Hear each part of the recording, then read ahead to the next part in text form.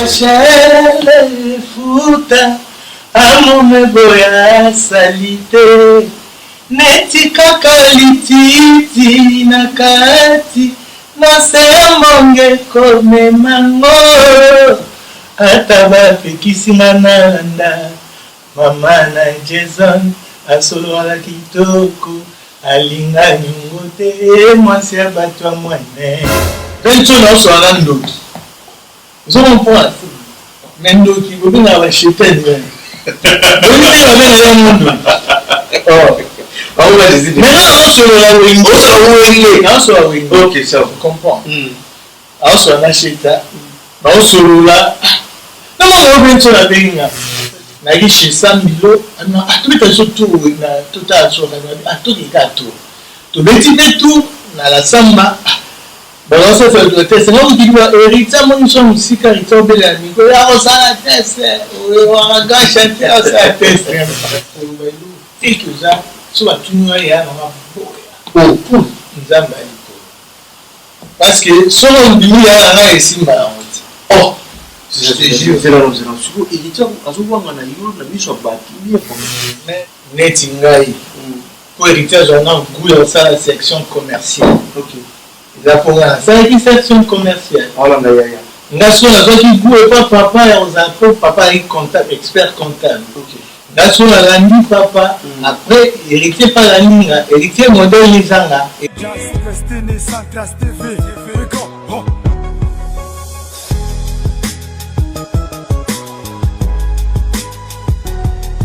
Restez branchés sur Central TV, Paris, Bruxelles, Kinshasa, Mokili Mobimba quoi. Donc Central TV, sans toi, Mawatro.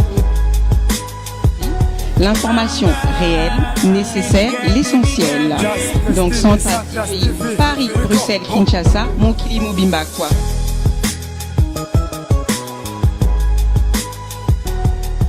Mesdames et messieurs, bonjour. C'est toujours un plaisir de savoir que vous êtes nombreux à nous suivre. Surtout que nous revenons toujours vers vous parce que l'information nous oblige. Aujourd'hui, dans cette émission de Héros Atmo, avec le vôtre Gazoflex, le directeur de la presse, je reviens pour vous apporter encore l'information et surtout, plus précisément côté culture. Aujourd'hui, j'ai l'honneur plaisir de recevoir sur ces plateaux d'Héros Atmo.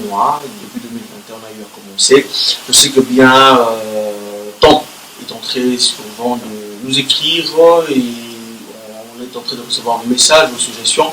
Je pense que ça fait toujours du bien de savoir que vous êtes là, vous êtes à côté de nous. Aujourd'hui, sur ce plateau, je reçois pour vous un artiste musicien avec beaucoup de talent, avec beaucoup d'expérience, avec beaucoup de potentialité, avec beaucoup de... Je peux dire comment... En fait, je ne sais pas comment les décrire, mais je pense qu'avec vous, on aura le temps, bien sûr, de découvrir encore tout ce qui est caché à l'intérieur de lui. Lui, on l'appelle qui? On l'appelle Pongo Pontiac.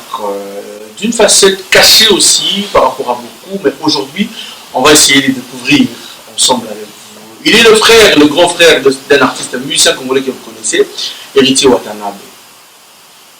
Il ne se limite pas là, mais un compositeur, il y a beaucoup en lui en fait. Mais je pense que je demanderai merci infiniment à cette personne qui cadre bien cette émission, Giscard. Toujours avec nous, bien, sans oublier Michel Combe qui réalise bien encore de loin cette émission. Merci infiniment pour vos révolutions et toujours n'hésitez pas à vous abonner, à partager. Je tiens aussi à remercier la personne qui m'assiste aujourd'hui, un confrère, un ami, Yoyo Casserole. En tout cas, merci pour l'assistance. Je pense qu'avec lui, on va essayer de bien ensemble réaliser cette émission sur place. Alors, je m'en vais déjà de dire bonjour à mon invité, Pongo Pontiac. Bonjour. Bonjour Bazoflex. Ça va? Oui, ça va. Ah, bon dimanche. Hein. Merci pareillement. Aujourd'hui, c'est le jour du Ramon. Ah ouais. Donc, nous les chrétiens, nous célébrons ça. Ah ouais. Et ça coïncide en fait directement sur une chaise de la couleur verte. Voilà, c'est ça. Alors, mesdames et messieurs, je rappelle bien, je sais bien que c'est un artiste au nom il y a une nouvelle génération en fait. Au niveau Botami, tout ça, on me rappelle. Depuis, mais il y a encore une certaine génération où ça va 18 ans, 15 ans, 14 ans. C'est pourquoi j'ai fait un petit rappel pour dire que moi, référence, c'est le grand frère d'Héritier Watanabe. C'est drôle, hier, nous avons héritier de la musique.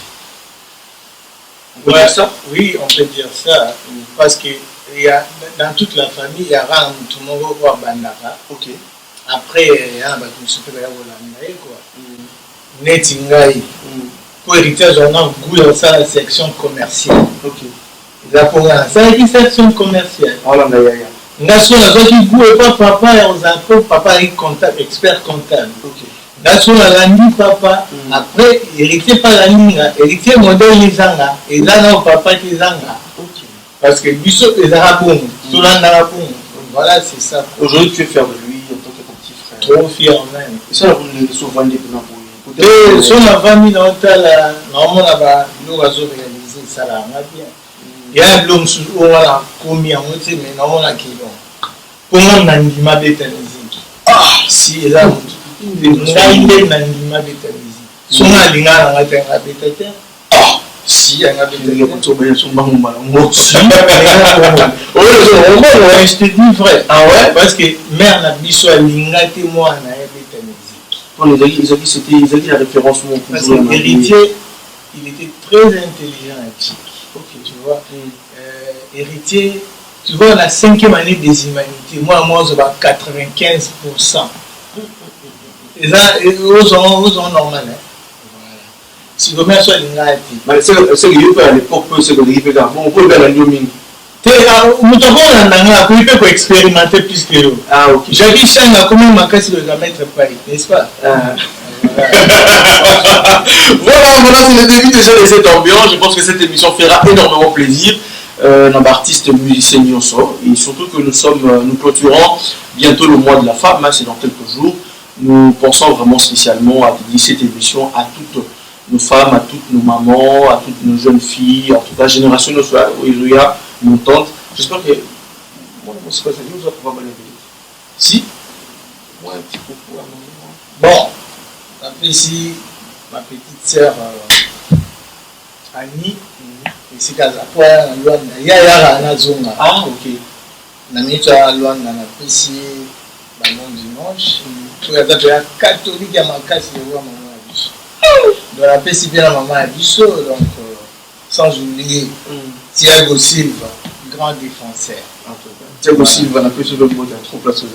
Alors pour nous Pontiac, aujourd'hui on va pas encore faire genre histoire en arrière, mais les avant moi briefing peut permettre rafraîchissement à mémoire. En vrai, l'histoire de Congo, en bref, qu'est-ce qu'on peut retenir? Qui est Congo Pontiac? Maza, artiste comme tout artiste. Mais bon, ce qu'il y a de décrire, donc c'est un peu long. Ouais, mais donc, Maza, artiste et musicien à Congo. Donc, il y a des gens où il y a un milieu de musique congolaise. Parce que la milieu musique congolaise, entre nous les artistes congolais. Mais il y a des jeunes qui moi les lots, quand je vais découvrir l'album à Retirade, parce que j'ai participé à l'album Retirade. Autochant extrait en haut. Voilà. Et j'ai chanté aussi la chanson DDD, donc c'est moi qui ai fait le solo vocal. Voilà, c'est moi. Et puis, nous sommes tous là, Tonia Feeling. Donc, à l'époque, il y avait une guerre entre nous et Adolphe Dominguez. Moi, l'histoire en est ça, en fait. Parce que ça, le début de la carrière, je peux dire. Ça, le début de la carrière, et comment ça a été en fait? Moi, l'histoire, on a pu c'est moi, les mots au bout. Oui, normalement, ils arrivent en 2000. Il y a 2001, je crois. Et oui, il y a 2001 temps pour ça. Normalement, ils avaient Massamo Saint-Pierre-Roger. Massamo Saint-Pierre-Roger étudiait en académie. Il avait son producteur Compulse Production. Pierre Monzali, voilà, c'est ça. Alors, produire un album, alors ça là, à contacter Ngai. Il y avait plusieurs lycéens, il y avait participé à l'album. Après réalisation de l'album, avec Silla,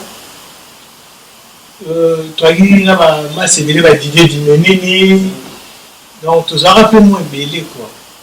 Après, tu as ça la Tonia. Là, maman, ça me suit la Chine, elle m'a appelé la Tonia. Tu as ça la Tonia feeling. Quand tu sais Tonia feeling, le leader, c'était Saint-Pierre, un chef d'orchestre. Tu sais Tonia feeling, et comment à moi, Mboui Makasi, au sentir que c'est vraiment la guerre dans la télé, au une mission. Il y a tata Hollande, Bino, Banini, au senti qu'il y a un peu de la guerre. Mais après, tout ça là, à moi, ma capacité. Comme là, il y a un groupe là, Thomas Sango, l'idée est de comme là, il y a un groupe là déjà. Il y a un orchestre, il y a un guitariste là, il y a un animateur là.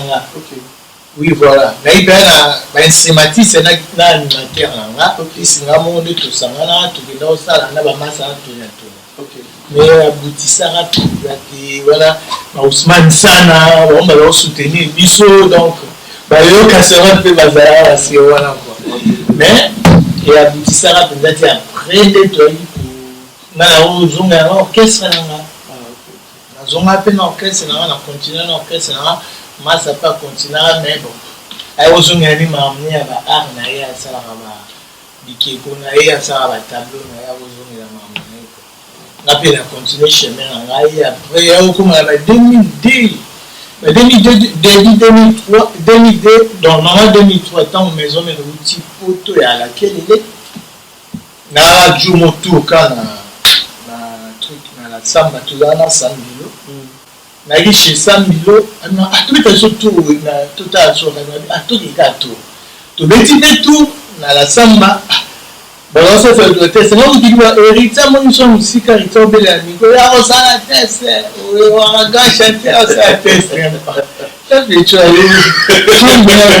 Il y a ça de ah mais il y a une balcon. OK, pas de souci. Na yebwe mbamo giba jom tamatsa quoi. C'est clair, mais non, le laboratoire, il y a un moment où il y a quelques ans, soit tu nous as parce que si on dit qu'il y a un ici, oh, je te jure, c'est là où c'est mais Abraham Awanganaka Sarah, il a été Galinga Sarah. Il faut comprendre que Badaï na Égypte. Tant Abraham na Sarah va en Égypte. Comprendre. Badaï a moyen de vivre. Celui le moi qui tombe Pharaon il a pour ça là. Il faut avoir si on comprend la personne a mis sur l'histoire biblique. Surtout d'autres qui l'analyse voilà. Entre temps, toi tu es connu, vous avez déjà connu dans le monde de la musique. Si, mais la seule chose là Baba Bindo Babi, il pas qui Africa, tu es malaki, on sa population. Valentin Maye et un dans l'anglais. Bon, mais non.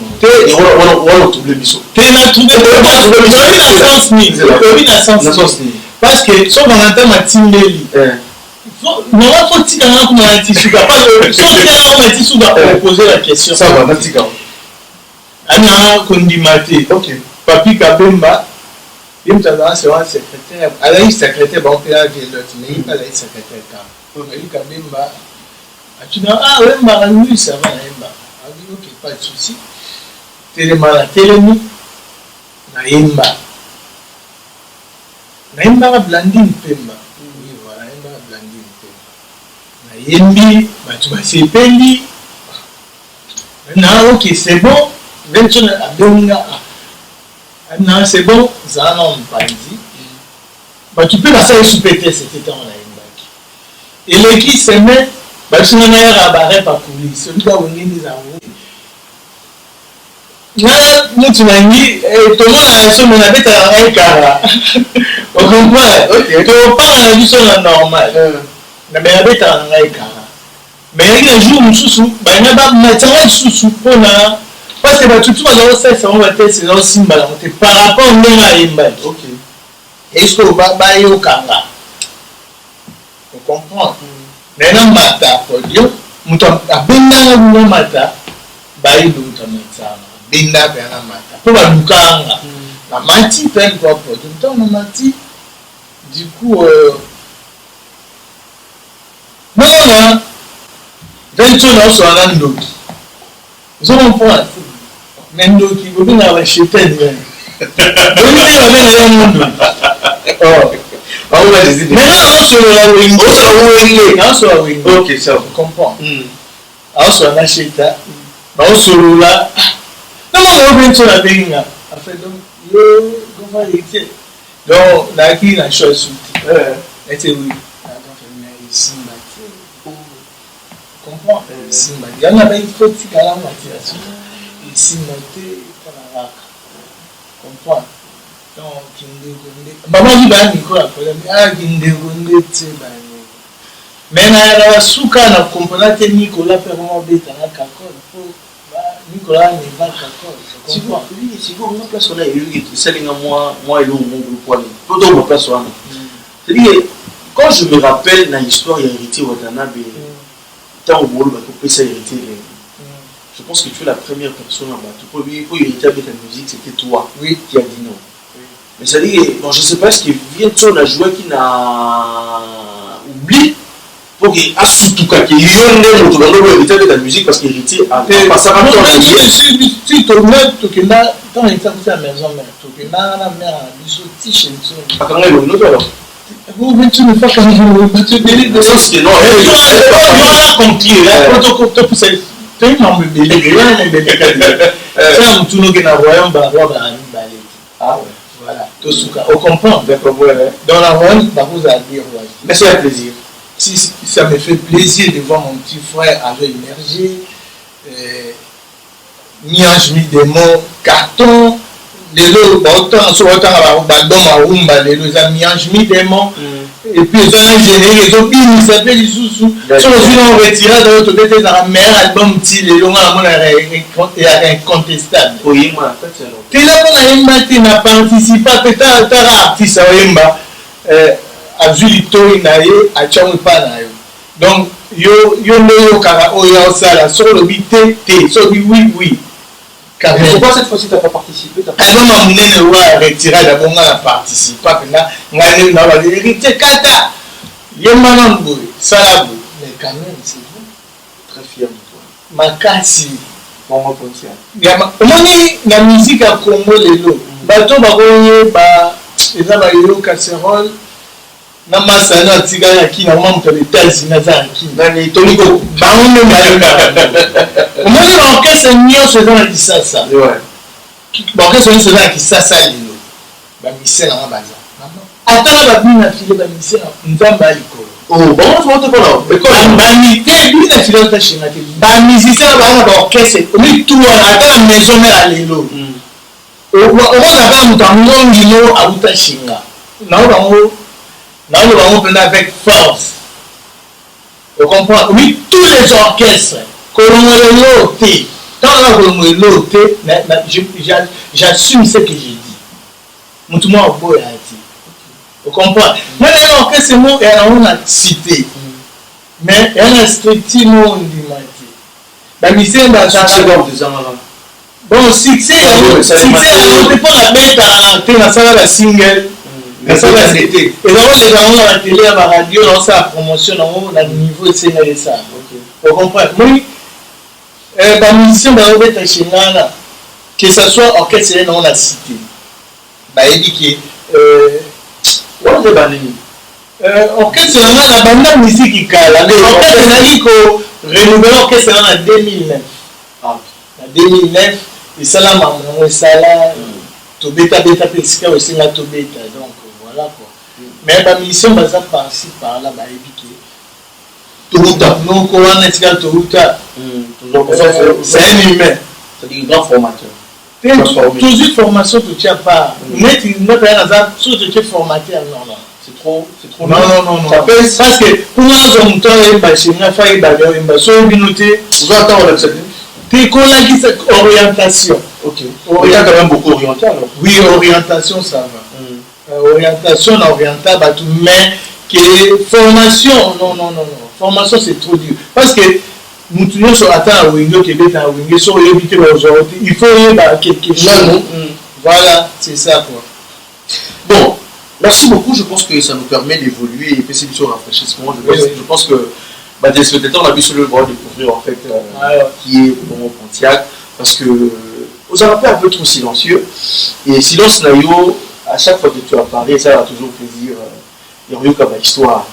Et aujourd'hui quand on te voit bon, des fois on est toujours censé de parler d'héritier parce que voilà c'est ton frère c'est voilà mais entre temps de l'eau on va parler aussi des mi-anges mi-démons tourner le membre mobilier mais pour Pontiac par rapport à l'histoire déjà va quelque chose un peu pédé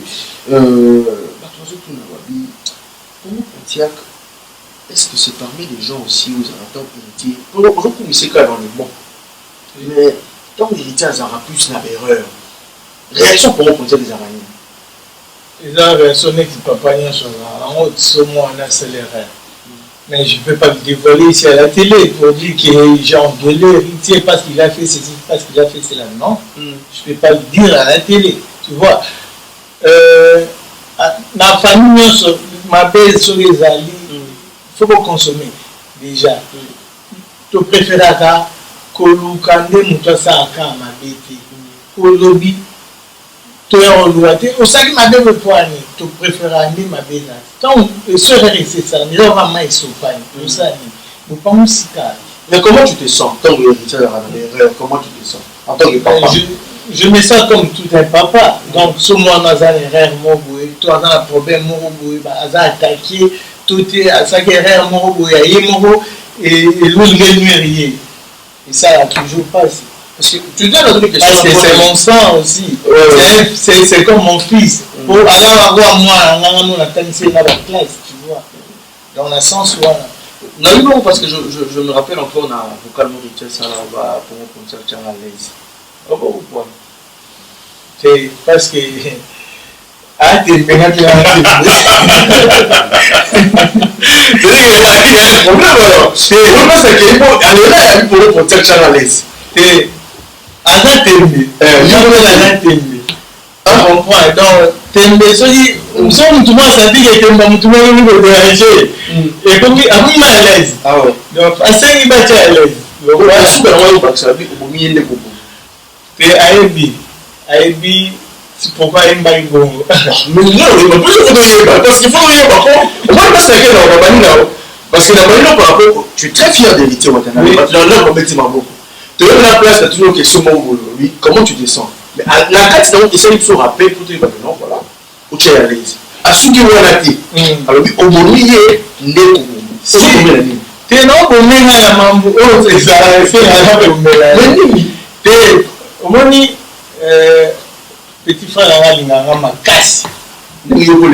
Si, il a ma casse. On a dit qu'il a ma casse, il a ma casse. D'ailleurs, il faut qu'on le dise. Aujourd'hui, d'être monnaie qui est tout le monde est militaire, tout le Belgique est militaire. Nous tous appelons la France, il y a notre tabana. Donc, tout ça, il y a des fois, tout comme ami pété, donc voilà. Il y a un bon moment. Et tout le monde se souvient de l'important. On va expliquer pour le moment. Et la Ligue, il y a un tembe, il y a un sous-tembe. Donc, nous avons tembe, ceux qui ont laissé la sentir, nous avons tembe et l'équipe macaille. Donc voilà quoi. Si vous avez la place, il y a eu un à petit but sur mi-ange mi-démon. Si. Les tuyaux, c'est pas la façade mi-ange, tout c'est pas la façade mi-démon. Tous les deux. Mais oui, il y a pas de psychanalyse comme une mi-démon et mi-ange. Il y a mi-démon et mi-ange. Il y a qui pour montrer il y a mi-démon. Na kimi démon, j'ai expliqué kimi démon, oh yo batu balingina rae. Comment est-ce qu'on a expliqué? Voilà. Omoni kimi démon il était à temps on va boire les batu, temps on va bêter les batu, temps on va oui, il y a un problème. Eric, on a quand même mission héritier, on témoigne tout, on a dit n'a pas problème, on va bâtir la conflit, on va bénir naïf. Ce qu'on dit on doit se faire la face on a été mis. On dit que héritier a la seule artiste. Anima Mututu. Anima Batu. L'artiste c'est tout facilement. Naïbité. Héritier dans la seule. Pas oublier héritier dans la boue en bas. Héritier peut la bétailler Mututu.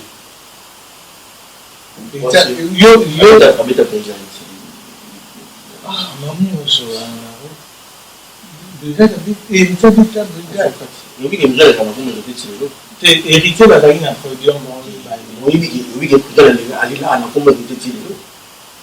oyebi mamwa neti moye na koloba ngo te mais tuna wana loba ngo kaka moni hérité brigade soki mpenza aramizima je crois so asambelaka ya ala aza sincère c'est pas héritier brigade abundaka kisi ya mboka yoka serole brigade abundaka kisi ya mboka donc tina tali komba yoka serole ayi mamu na oloba brigade abundaka kisi ya mboka asala ye mamu wana comment c'est que yo na podium bon brigade azoki na podium azoki na se mais héritier na podium parce que héritier abundi na brigade abundaka kisi ya mboka abundaka héritier atinda yo musicien obi na kati ya la samba pla ya déjà moni musicien dans la bon moto akosimba musicien te na kati ya la samba bon mais brigade azoka parce que yo na podium mokiti oki ebukobunda so neti public yo mona te ke hérité mpe na podium ongi bawolozi ye mpe babwaki ye mpe bajeton mpe bato baa na se demain mpe bato oyo balinga hérité bakobwakela mpe mbwakela ya normal so yo okita mpo kebunda na se to kekanga na se kaka molangi oyo po yamelaka nini oyo babenga muscador amela muscador rose wana amela yango to molangi nde moko yango wana naobapema mbo eza vrai naokotela motu te parce que brigade tozala komona na ye to na ye kim ton nayobete na brigade tozala na bango nakoba mabe te mais esprit ya bien brigade ala pe sincère soki héritier azwa molangi tiai babunda te batikala mpe obunda te kisi ya mboka moto azokisa brigade. Mais toi, en tant que grand frère, qu'est-ce que tu as eu à réagir par rapport à moi? Réagir à ndenge soki mai soki se sopani fo pangusa ngo kaka. Vous comprenez? Brigade so azoki atikali na cicatrice. Ata basengi pardon, ata balobi nini asa zokaki. Vous comprenez? Le premier ezalaki babloko abongo ezonga na soki. Brigade ata vierge bapetio bakisambo. Kisa so kisambo ata mosusu alobi nini n'importe quoi yaza quoi pour de makokita te. Vous comprenez? Musique à chaque moment, musique on va rapper va bumba te. Voilà podium comme bunda ba meti moi na ouais Afrique ya nini ya Côte d'Ivoire kufa. Voilà. Non, musique à chaque moment ya monter la rumba, le rumba douce, le rumba musique moi te. Vous comprenez?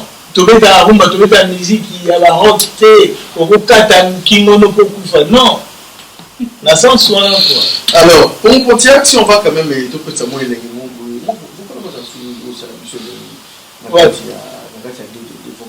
ah ok. Daniel Sassou Zaliwa Ngai Osa bien précieuse Diamant Spring Star pardon la ça réciproque on l'amour Daniel Tala pananga inami swanzambe Tala miso ya bateau pour le maire et pour le pire tiens-moi la main Daniel car demain nous appartient tu as pénétré mes sens et mes sentiments oh oh oh oh Yamane seleke tapa bakwana ba bote Esie koma ya pale kikia bonga nadani Chéri nanga na yebaka te Nina mwezalaka na nzoto na ye silisanga posa ya kosilika te vayo Nakoma kazoba na mbolingo Ya matinda ve esengi batindika pwepela Ya nyongo te oyo nakozongisa na intérêt. Voilà, c'est ça. Merci beaucoup, je pense que cette émission fera énormément plaisir. Partout, surtout, il y a vocal aussi le plaisir dans El Benzema, Moto Mobali. Mais oui, quand vous allez saluer bien, pourquoi pas penser spécialement aussi à Dekos Mokoko qui nous suit depuis quelque part. Sans oublier Yves El Padre, en tout cas, Danemark Angelo. La question comme mot trop pas aux alliés. Danemark Angelo. Voilà, garçon correct. Ah ouais. Garçon très très correct. Ah ouais, ah ouais. Il est fort. Ah bon? Si, si. C'est peut-être Ici, alors, j'ai l'âme. Tite Madilou, je te salue aussi. Merci aussi pour la présence. Sans oublier Garçon de luxe Hervé Mwanza. Je te salue, Joe Modango. En tout cas, alors, Joe Modango a Guizotsa. Là, ça s'est dit. À qui déjà? À qui fête n'a pas moi, il y a Banama Tongue. Comme il y a l'idée à Banama Tongue. Donc, à qui soirée Banama Tongue. Donc, anniversaire, il y a Banama Tongue. Joe Modango, pense que vous allez un peu sur mot. Mais Junior m'a dit d'aller rassembler. Donc, je confirme, c'est toi le vrai rassembleur des Banama Tongue. Junior m'a dit. Voilà. Alors pour on continue, on ne va pas toujours rester sur ces armes d'information, donc continuer en haut. Mais entre-temps, aujourd'hui, on parle aussi de l'artiste. Tu venais à peine de sortir un petit single. Mais qu'est-ce qui se passe? Bon, normalement, single la salle qui est tiré l'album, on va préparer un banda Kim. Ils avaient parmi ma chanson, ils avaient la vie. Parce que ton aïe photo, ils ont été moins temps. Tu vois, c'est pour ça que quand on a ça qui te m'a qui n'a retiré d'après, j'ai voulu l'attirer chanson en pour moi imagine un mot il faut la dire la chose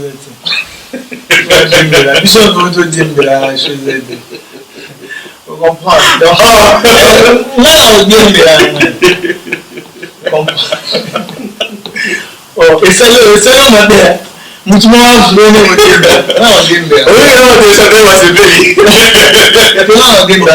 Wata ndi makam. Chigo wata c'est mon sang. Ogenda. Tuna ni yona il ça va pas. Non, c'est pas ça. Tu imane hérité la retirade. Oui, la deuxième chose la retirade, j'ai fait les cœurs. Tu imane masala de jazz ko. Bon, c'est un ami, mais c'est un grand frère pour moi, Délé Jazz. Tu vois, mais tu m'as dit, toi, tu m'as retiré de la langue de Délé Jazz, tu m'as tout ça là, cœur. Ils ont raté que j'ai chanté plusieurs chansons, tu vois. Mais,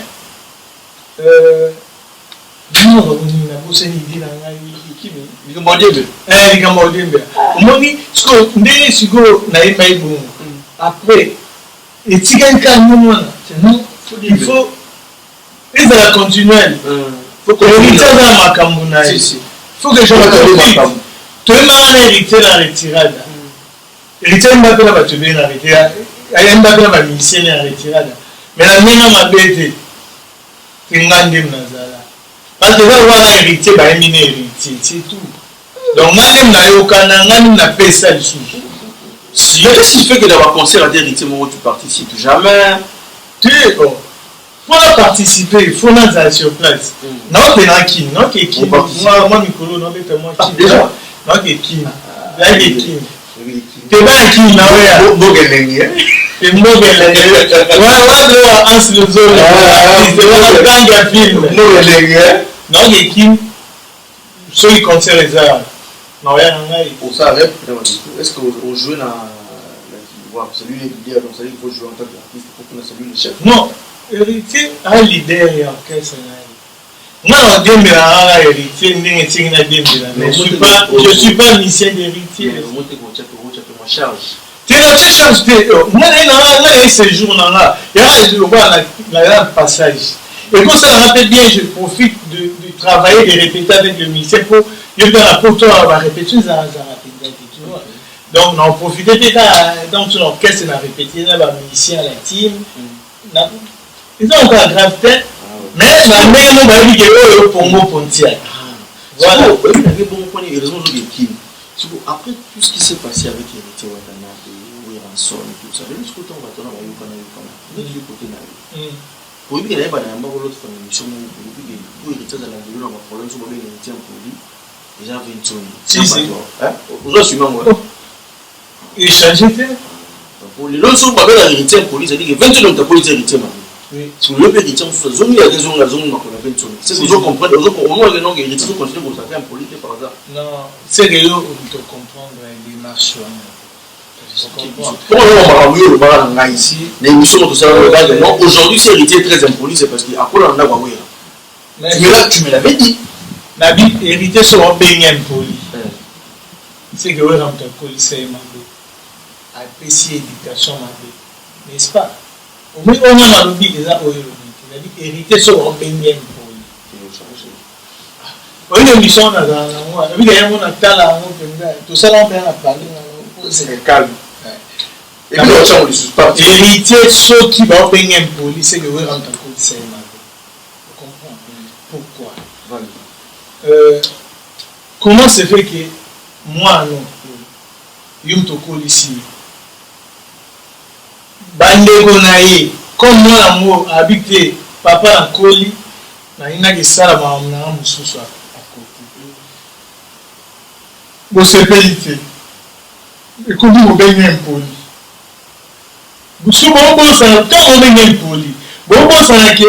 Il a passé toute sa jeunesse chez vous. Parce que l'héritage côté maison mère à 17 ans. Alors moi la maison mère à 16 ou 17 ans. On comprend. À côté de 17 ans, alors la maison mère après 17 ans. Donc après, à côté de 34 ans d'âge, alors la maison mère. Après, un monte. Jésus, ministère n'est pas maintenant à 30 ans. Parce que Jésus est héritier maintenant à 34 ans sur carrière personnelle à sa vie. Pour moi, c'est qui est politesse, il va venir au conseil qui est marié à la corruption pour 34 ans. Vous comprenez? Mais ceux qui héritaient les lots, ils ont mis les témoins. Ils ont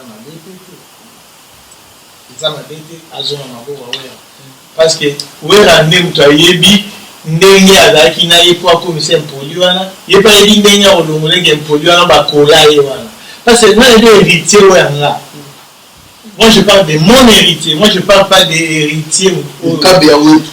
Voilà, c'est ça, moi je parle de mon héritier. Héritier oyanga za impoli héritier oyanga yi soit impoli à tête à tête envers moi. Héritier oyanga courage teke soit na besoin sonner les kammo boy abi les kamona on va attaquer héritier au kimanga si vous m'entendez impoli oyanga moi je parle de mon héritier. Ton héritier à toi. Voilà, c'est ça. On sait pas comment casser. Son héritier à lui. Dans le sens voilà quoi. Donc 21 héritier doit manquer. Héritier 21 lui manquait aussi. Mais il s'agit d'une émission tout ça le seul musicien maison mère. On y a une relation que l'héritier a été. Ils ont mis ça dans l'émission au moins qui n'a pas parce que l'héritier le seul musicien bon la seule artiste à Oyo alors à défendre à niveau tout. Quand tu parles de le seul, apparemment il y a aussi Moko aussi va défendre le TV pas le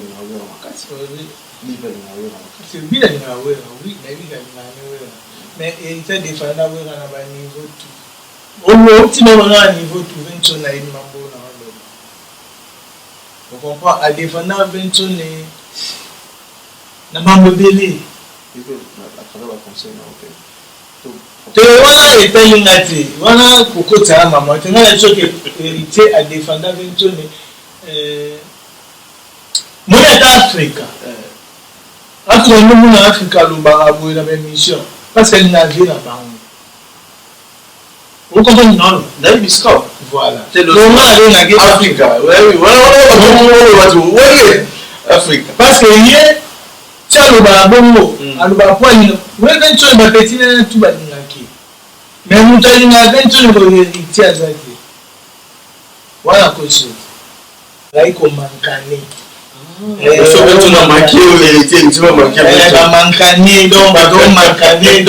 voilà. Jusqu'à, je pense qu'on continue bien cette émission et ça la mission, oui, ça la plaisir, mais surtout qu'on découvre. Pour avoir avec toi, il y a toujours la vérité, mon si. Les pauvres. Oui, après combien d'années 3 ans. Oui, ils sont là, baking. Ah ça donc un peu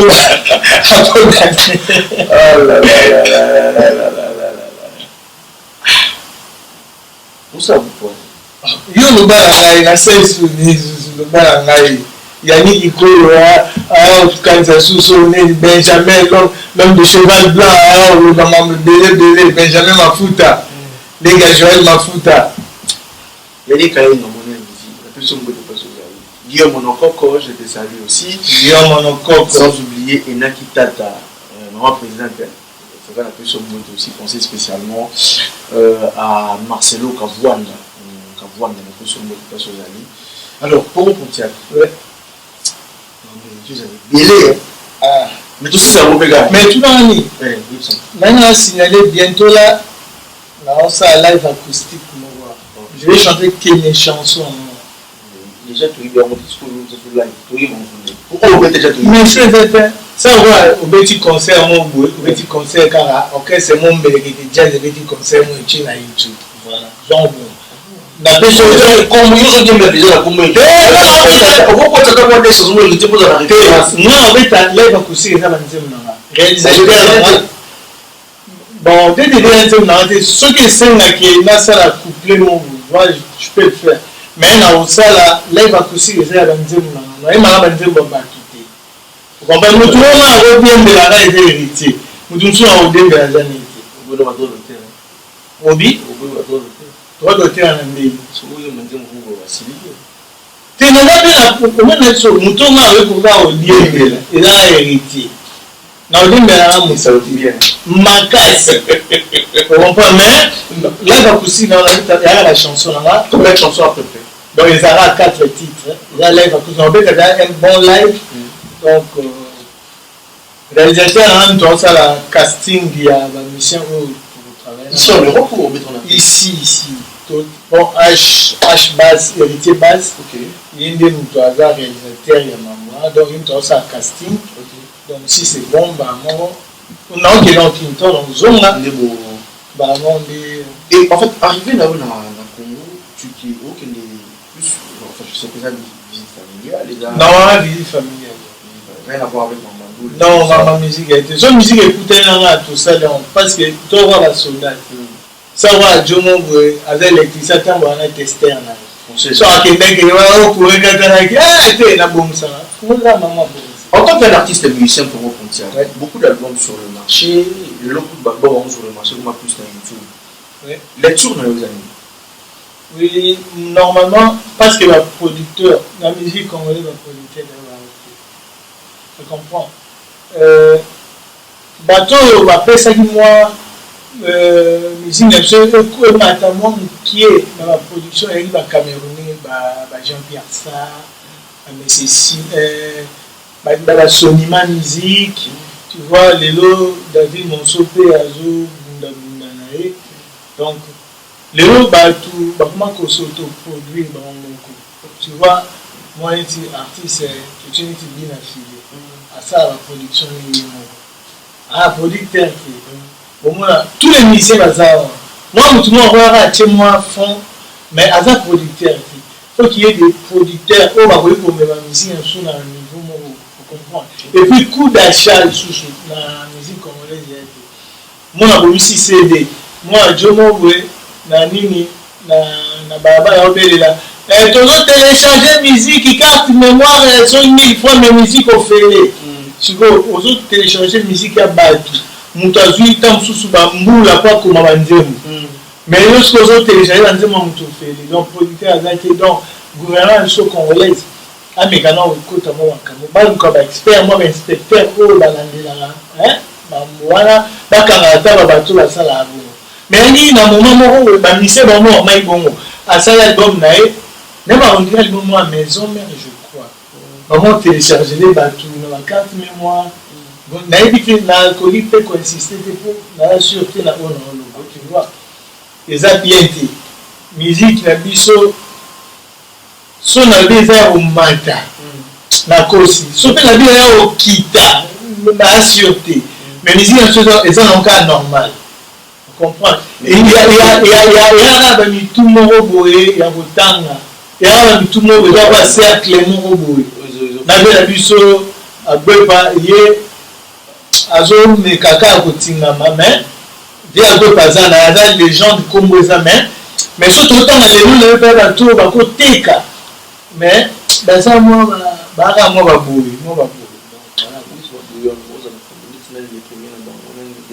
les premiers parce que au moins chaque jour aller à société. Moi, ma window, tout ça pas à tête à tombola. Moi, surtout à tête à bijoux. N'a pas besoin de à tête à difficilement. Mais pas sur la tête à Thomson, on a 16 heures les missy mal. Bon, on a tête à fond, on a foufou. Vous comprenez? Et on va en soutien. On est tout là. Vous comprenez la sens là. Donc, dans le marché, ils ont un mot pas tout au tech. Même tout, il y a un tech à un niveau. Donc, tout ça, on a un technique de l'élève, tu ne peux pas technique, mais l'essentiel qui est au tech quand même, tu vas aider l'élève. Mais si je suis comme il y a un succès là-bas, mais c'est des techniques. La plateforme est exaltée. Est-ce que c'est les insultés? C'est des alliés. Et ça, c'est ah, bon,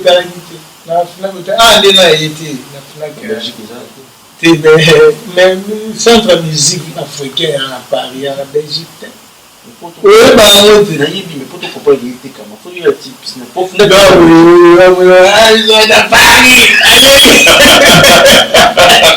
Ah, casserole. Mais bon, la Belgique. C'est des camarades. Ne tu retirer la CD, retirer des camarades en Belgique. Parce que na yebi mutumo asomba ba seda kabela ma copine na ye alors tiens aussi voir mystique somba ba seda retirada kabela batu seda qui a retirada attends ah surtout éthique mukusu surtout ni on choque ni on je me demande comme c'est attends dans ma famille à Tokos était comme partout donc à chaque fois tu prends toujours de vos arabes d'ailleurs. La famille. Cause à chaque fois, toujours à moi. Non, Fali, tu vas dans la quartier. Tu vas dans la quartier, donc, ils se sont tombés dans les Gaulois. On va y aller en New City. Ils se sont fait dans le Bouzi, on va y aller dans le Musikati. Donc, tu vas aller dans Baba, donc, tu vas y aller sur le côté. Tu es banni, donc. Les artistes amenés dans le Bisso, donc tu es banni, avec un combat pour moi les beaux. Vous comprenez? Il y a des gens pour moi les beaux. C'est Fali, Naïbié Fali. Donc voilà quoi. Donc il y a grave déjà. Merci beaucoup. Je pense qu'on continue bien cette émission et donc il y a parce que nous avec l'artiste musicien, tu dois toujours tout tirer des informations pour normalement et ça a plaisir là-bas fanatique tout la musique congolaise en général et surtout mon histoire moi ma vie privée moi qui me ça vraiment toujours bien moi histoire qui ça là histoire surtout des temps pour les bons et les familles si pour moi les beaux moi ça monte fait ça alors ben les beaux les beaux après moi ça monte parce que ça Pontiac elle continue quand ah et bien mon Tiac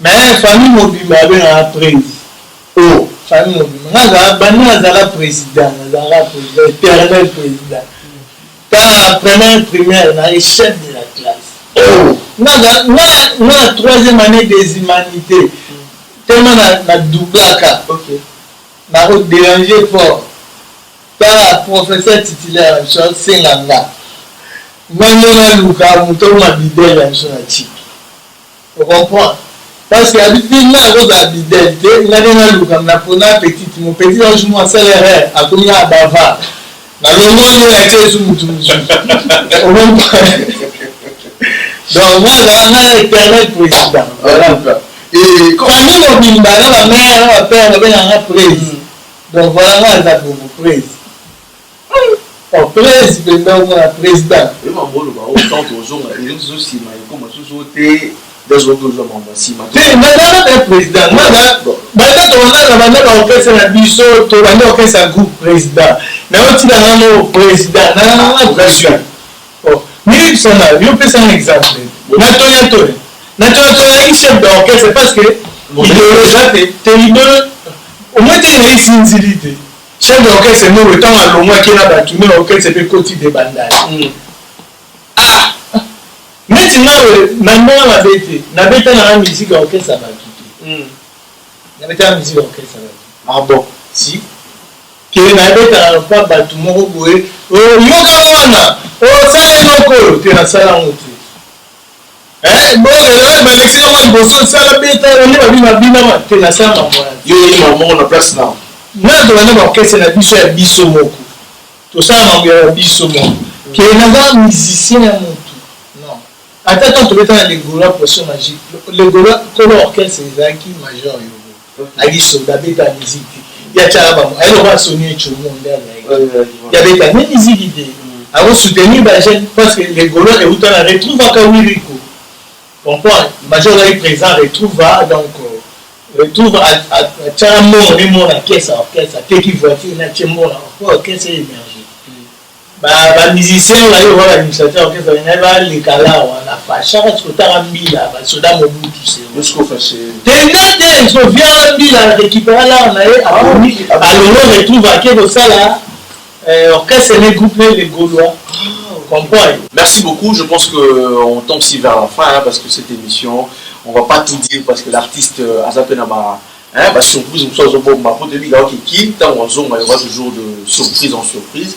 Et je pense que cette émission fera aussi plaisir, bien sûr, dans les États-Unis, dans le Canada, dans Paris, dans l'Allemagne, en tout cas partout dans le monde. Bientôt. Non, on est tout autour de là. Photo de la Texas. La Texas. Bah, Texas, oui. C'est-à-dire que Rod, Timoto, Texas, Canada, tu vas pour moi tourner bien. Angel Saouna, Toya. Ah, on a Dazo Flex. En tout cas, Angel, bon, ça déjà place tout là. Voilà.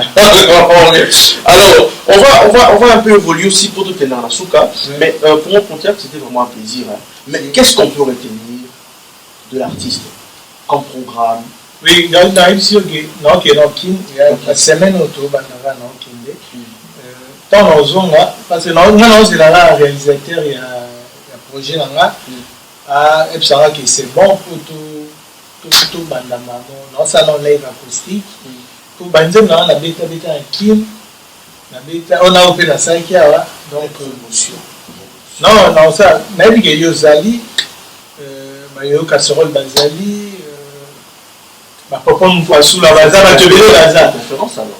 Bon, comme Yozali, comme les profs Azali, l'Indala la Pezali, donc Nabi que tu es les gars, Nabi que tu es organisé un je pense qu'on a sensibilisé ma journée, c'est nous sur. Donc ça dans la zone qui est dans le sud de Rwanda, mon organisation il y a un truc, il y a live acoustique on a préparé pour ça là. Oh, banzim nanga ni la bien makasi. Naimba banzim na façon tout. Naimba banzim le voir Victoria. Naimba banzim le voir quartier la terre. Naimba banzim moro na nzemo naimba courage. Naimba on dirait assistance sociale la vie bailo. Naimba on dirait die voix tout. Mais c'est vérité. Oh, na maloba. Et là, on doit vite mais comme ça on die voix tout. Je te jure. On comprend, donc il faut m'embêter. Tant on embête en haut, tu dois comprendre. Un débat doit comprendre que tu es. Et puis, non, il y a la poto du sous. Moi, il y a la poto. Tu es là, il panini. Merci beaucoup. Je pense que nous arrivons à la fin de cette émission. C'était pour moi vraiment un plaisir. Peut-être quelques salutations dans ma oui, mes salutations. La bosanité Danemark Angelo, garçon très très correct. Donc, en Allemagne, bon bazar, t'as 3 le doigt c'est ça bien. Donc, il est exceptionnel. Donc, la bosanité Yannick Ikolo, voilà, ma jeune frère de tous les temps, Benjamin Mafuta, Titenda, l'homme du cheval blanc. Petit frère propre, on a les Joël. Donc, la petite sous-moto, la masse à la pichouchou, les basses. On a mon ami de tous les temps, Guillaume Onokoko, la bosanité, Bazébélé, Francis Mabala, la roi, la bosanité Libert, Mboyo, la bosanité Peggy Dipinga, les tenants du titre. Maman, ça va être belé, Barakaem, Baniki Kota, donc, Razon Bombo. Kawa, Paris. T'appartient donc m'appelle Richard Boula. Richard Boula. Babi, il va bien Moïndo Ndangi, le député. Richard Boula. La bosse a été Massalangaï, Blaise Bahati. Papa n'a l'Alegria, donc voilà quoi. Nazo King, donc Nicolo K. Dans quelques heures, on a qui. Et sans une émission au bout d'un King parce que je tiens encore à signaler que cette émission sera aussi diffusée dans Kinshasa, donc dans Congo. Sur le bus 243, sur le bateau Banakente, je pense que cette émission sera diffusée. Dans la paix, de Banaki, Mbote. Dans la paix, la maison, on aura un reporté, mais non, on cas. Alors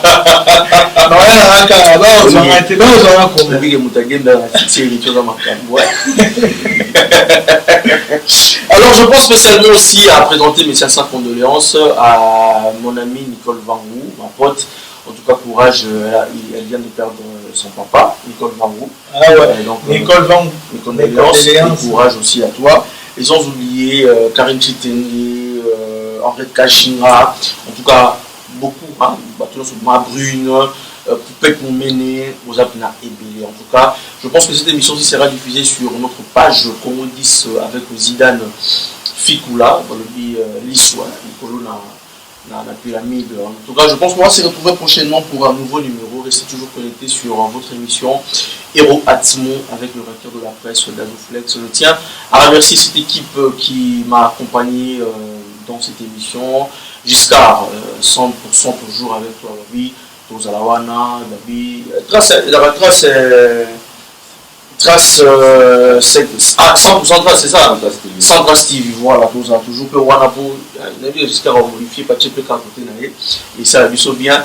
Et pour moi, c'est toujours un plaisir de revenir vers vous. Et surtout que je suis aujourd'hui encore très content d'être assisté par Hugo Casserole. Et j'ai signé aussi la présence d'un abord avant, mais dans la sur la diffusion du Banga, Guillaume Monokoko. Et des fois. Sans oublier aussi Papa Zahir. Papa Zahir, c'est un plaisir. Alors on se retrouve prochainement. Je pense que le prochain invité aux Alana, il nous a appelé d'ailleurs pour une fois, il a expliqué que nous sommes en Kim. Et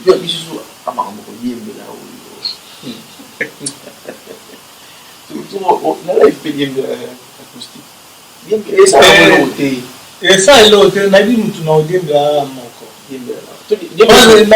dit tu sais pourquoi on a dit que nous avons obligé à dire que nous niveau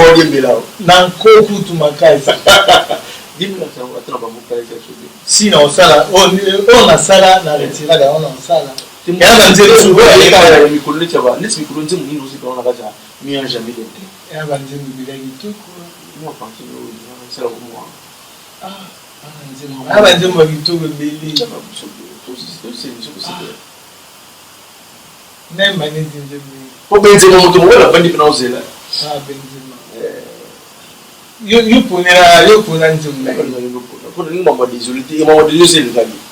désolé pour non, désolé, c'est les gars qui sont. Mais pour désolé, il a bien Aïmao avec Ntema. Donc, moi, encore je suis désolé. Absolument désolé. Si ça va moi bien fait. Dans l'hôtel, il y a on a audio avant, attends, on quitte. Quand on a eu quelqu'un audio, moi, maman, c'est mon fils qui pleure. Tu vois, et ça, moi, c'est bien fait, quoi. Après avoir être désolé, mi-ange, mi-démon. Oui, il dit que non, il y a un message. Moi, c'est pas nous, c'est pas nous, mi-ange, on a dit que c'est pas nous. Mais qui mi-ange, au fond, il y a un qui mi-ange. Peut-être au moins, il y a un qui mi-démon. Tu as plus, tu as hérité chaque français, vite, on a qui mi-ange. Mais bah, et qu'on est mi-démon. C'est qui mi-ange aux années, tant au vivant qui mi-ange à bien. Au vivant qui mi-ange à la ange. Ah! Là, on va faire un dame. C'est un ange. Si. Guillaume, on a encore vraiment un mot dans ce. Ah! C'est ça, c'est la même chose. Vocal, ça, vocal. Tu n'as pas le mot bien. eloko mingi ya mi age ya mi Rachel Futa amome boya salite neti kaka lititi na kati na semonge komemango ata bapekisinga nanda mama na Jason asololaka kitoko alinga nyongo te mwasi ya bato ya mwane tete ndaye soki olembi love sale fort osunga mwana bato toute vérité n'est pas bonne à dire. Merci beaucoup. Ça en est fini pour aujourd'hui. Merci à tout le monde. On s'est dit au revoir.